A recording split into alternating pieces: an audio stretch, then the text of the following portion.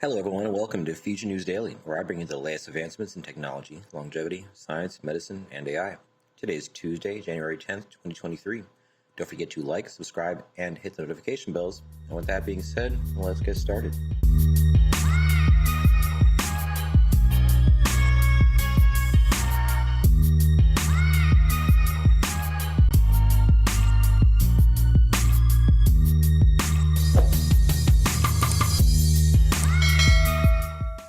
So first up today, in a world first, an AI lawyer will help defend a real case in the US. So a program trained with the help of artificial intelligence is set to help a defendant contest his case in a US court next month. Instead of addressing the court, the program, which will run on a smartphone, will supply appropriate responses through an earpiece to the defendant, who can then use them in the courtroom.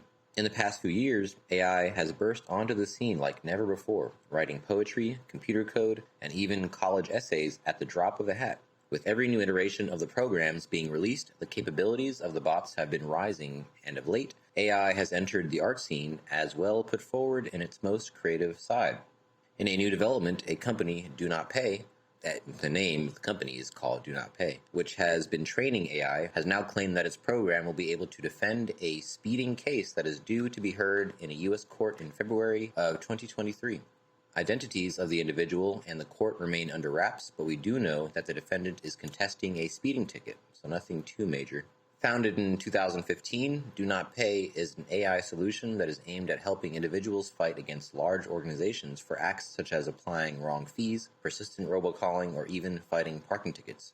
According to the company, most of these cases are winnable for individuals, but appeals fall by the wayside since defendants cannot afford high legal fees or do not have the time and resources to fight bureaucracy. Do Not Pay wants to offer its AI-trained program as the means to fight these situations, while also saving you time from lengthy conversations with customer care when you wish to cancel a subscription. If the organization can ask you to jump the hoops through the interactive voice response system when you call, Do Not Pay can provide you with the ideal solution with an intelligent responder. So, taking a huge step forward in 2023, the company is set to help an individual defend his case against a speeding ticket, the first of its kind for the company that prides itself as a robot lawyer. The program will do all the data crunching from the past cases to prepare the individual's defense and even respond to the questions raised in court. Since this is the AI's very first case, Do Not Pay is ready to take on the burden of punishment if the AI's advice did not help the client. Since it is a speeding ticket, Do Not Pay will pay for the speeding ticket. If it wins, though, it will have a massive victory to its credit. The real big question, though, is whether this is legal in the court of law. CEO Joshua Browder told New Scientist that it had found a court where listening via an earpiece was within the rules, even though it might not be in the spirit of the rules. Going forward, the company might find it tough to find courtrooms where the AI is accepted as a legal counsel, at least in the short term. According to its website, Do Not Pay's expertise goes above and beyond speeding tickets, and the program, which costs just $36 a year, could offer a very pocket-friendly option for those who want to put up a fight. Very interesting. This has implications or potential, of course, if it does well, to spread massively, because there's a massive need, as there are a lot of people who cannot afford a good defender. I have high hopes for this in particular. Moving on. The Navier, or Navier, I'm not sure which pronunciation is correct, N30 is America's first 100% electric hydrofoil boat with an auto-docking feature. Wow, so it looks really, I guess the hydrofoil is when it's sticking a little out. I'm pretty sure that's what that means. The makers of America's first 100% electric hydrofoil boat, Navier, have announced a new auto-docking feature which marks an industry first for electric hydrofoil boats, according to a press release from the company acquired by IE. Quote, for nearly a decade now, transportation companies have been working to build fully autonomous auto-docking systems, with many achieving assisted docking but with limited adoption, and as a retrofitted feature. Navier has become the first to make auto-docking a reality, noted the statement. Navier's initial offering, the N30, will now allow boaters of all experience levels the ability to dock with single-click cutting-edge autonomous technology. This crucial advancement in the industry was developed by a renowned team including naval architect of America's Cup Oracle boat Paul Beaker. The innovation draws from experience at Uber ATG, Google X, and NASA, and sees the N30 operate more like a luxury plane. Quote, auto-docking was the most requested feature by our existing customer base, said CEO and founder Sam Prati Bhattacharya, a former space engineer and MIT PhD.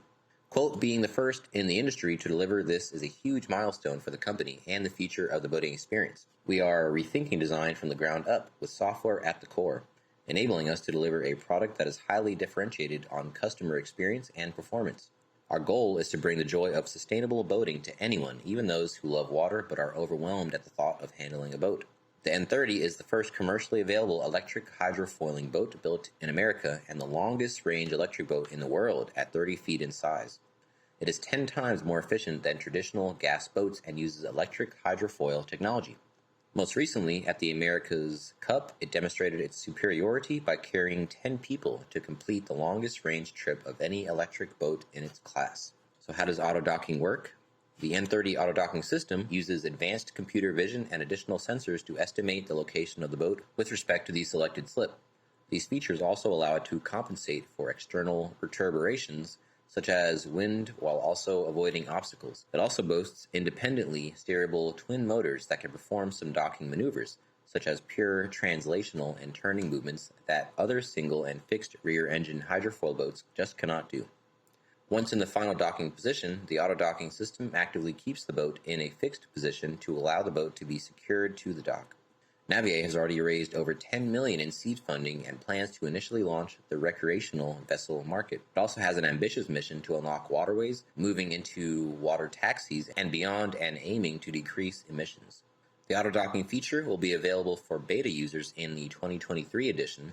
While the 2023 edition has already sold out, the customers can reserve the 2024 edition of the N30 for a refundable deposit of $1,000. So already sold out and the year has just begun. That's pretty good news for these guys. I'm curious what competition will be in the space for this, as I'm sure they're not the only company working on this type of boat. If they sold out, I mean, especially, we're not in the middle of a bull market or anything, you know? So for that kind of demand, even not necessarily a downturn, but not a particularly robust economy, very promising. Cool design on top of that. I do like these stripes. So yeah, moving on. Robotic capsules will be able to replace insulin injections. Now this is really groundbreaking. So the new robotic tablet called a RoboCap. So the actual capsule is a robot. That's wow. So a novel medication capsule created at MIT will be able to replace insulin injections by delivering the treatment's components through a robot capsule that spins and tunnels through the small intestine's mucus barrier. Protein medications would have to be administered intravenously since they cannot pass through the mucus lining of the digestive tract. Giovanni Traverso, a gastroenterologist at Brigham and Women's Hospital and Development Assistant Professor of Mechanical Engineering at MIT, stated that by, quote, displacing the mucus, we can maximize the dispersion of the drug within a local area and enhance the absorption of both small molecules and macromolecules. Vancomycin and insulin both need to be injected, and this method of delivery has been found to be extremely effective. Protein medications cannot be taken orally since they tend to degrade in the digestive tract's acidic environment and may even have trouble passing the mucus barrier. Shreya Srinivasan, the study's primary author, developed a protective capsule with a mechanism that can tunnel through mucus in a manner similar to boring or drilling holes through a hard surface. I believed that we could deposit the medication directly on the epithelium if we could tunnel through the mucus, she said. The idea is that after swallowing this capsule, the outer layer will disintegrate in the digestive tract, revealing all of these properties that begin to churn through the mucus and clear it. Wow, so you swallow this thing, the outer layer dissolves, and you have this robotic thing that is tunneling through mucus linings to have a more targeted release, of course, of the chemicals. The tunneling features are present in the RoboCap capsule's main body and surface, while its pharmacological payload is contained in a tiny reservoir at one end. The capsule has a gelatin coating that may break down at a particular pH level, causing a motor within to turn on and break through the mucus. The medicine will be released into the digestive tract by rotating the capsule, which will help sweep some of the mucus away. Traverso claims that the RoboCap temporarily removes the initial mucus barrier to maximize local medication dispersion, while then improves absorption. We are actually maximizing our ability to create the ideal environment for the medicine to be absorbed by combining all these factors. The mucus layer was reestablished hours after it had been disturbed, and there was no evidence of inflammation or irritation in the digestive tract after the capsule passed through, according to the study on the medicine conducted on animals. According to Brightside News, researchers are hopeful that the capsule can be used to administer topical medications to treat ulcerative colitis and other inflammatory illnesses by maximizing the local concentration of the medications in the tissue to alleviate the inflammation. Wow, so this has tons of implications. I mean, the amount of things that this could help, this one technology, that is very, very impressive. So, I'm sure most of us know someone who would directly benefit from this, right? Might be an article you want to send around, Of course, it's still very, very early, I know this. Worth bringing this into the light. So last up today, the powerful placebo helping the brain heal the body. If you're feeling unwell, you may turn to medicine to find relief, but how do you know it was the drug that made you feel better? Sometimes, when you expect a treatment to work, it will. This phenomenon is called the placebo effect. Scientists are looking for ways to harness this effect for medical treatments. Placebo is an inactive substance or action that resembles a drug or medical treatment, but it isn't meant to actually fix anything in your body. A pill that doesn't contain any medicine is one example. Historically, placebos have been a key part of testing if a new treatment works. In some types of clinical trials, participants are given either an active treatment or a placebo, but they aren't told which ones they are getting. The treatment must do more to improve the participants' conditions than the placebo. If both groups show similar improvement, it may be from the placebo effect, not the drug. The placebo effect works by turning on the body's natural mechanisms for helping us feel better. Our brains make many substances that can lessen pain, stress, anxiety, and other unpleasant feelings. Dr. Luna Coloca, a physician scientist at the University of Maryland, Baltimore, calls this our, quote, inner pharmacy. Just expecting to feel better can cause the release of these substances. Quote, our mindset is so critical because our thoughts are not independent from our body's responses, Coloca says. The placebo effect can be powerful. It can help with pain, fatigue, depression, anxiety, or nausea.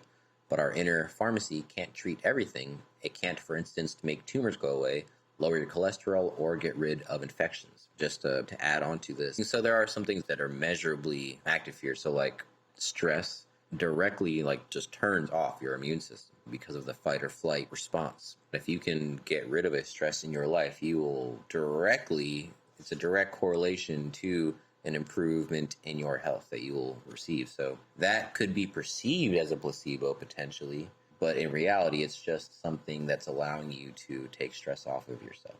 NIH-funded researchers are trying to understand the brain pathways underlying the placebo effect. They're also looking for ways to use it to improve treatments. Recent studies have been exploring if placebos can be used to cut down on how much medication people take. People with a chronic disease may need to take a drug for a long time. Researchers are testing if placebos can be used to replace some drug doses. So these are called dose-extending placebos, so I guess intermittently replacing some of the doses with the placebo. The drug effects might continue working for some time as if the patient had taken a real dose. Dose-extending placebos may be particularly useful with opioids, sometimes used to treat chronic pain, but they can be highly addictive and may pose risk for overdose or even death. Scientists are studying whether dose-extending placebos can reduce the chances of opioid addiction. But for a placebo to work, do you need to believe you're taking the real thing? Recent research suggests that may not be the case. That's because your expectations can also affect how well a treatment works. For instance, if you're given a drug for pain, it may work better if you're told that it's a potent pain treatment. This approach can work for placebos too, if you're truthfully told that it has been shown to help. A drug may also be more effective if you had a good experience with it in the past. Coloca's research has shown that even seeing someone else get a relief from a treatment can make it more effective. For these reasons, good communication between patients and healthcare providers is an essential part of treatment. Having a provider you trust who is supportive and has empathy can produce better treatment results. You may be able to help scientists learn more about the placebo effect. I'm sure a lot of us, almost all of us, already knew something about this, but kind of double clicking on it sometimes, reiterating this can re-jog your memory and maybe kind of give you that push you need to apply something like this in your life if it might benefit you or there's something in particular that you're thinking of or that it might be beneficial to. Anyway, that is the last article I have for you today. Don't forget this video is for educational purposes only. I will never recommend any investments, so your time or money, attempt to contact you on any other platform, or own any rights to the information within this content.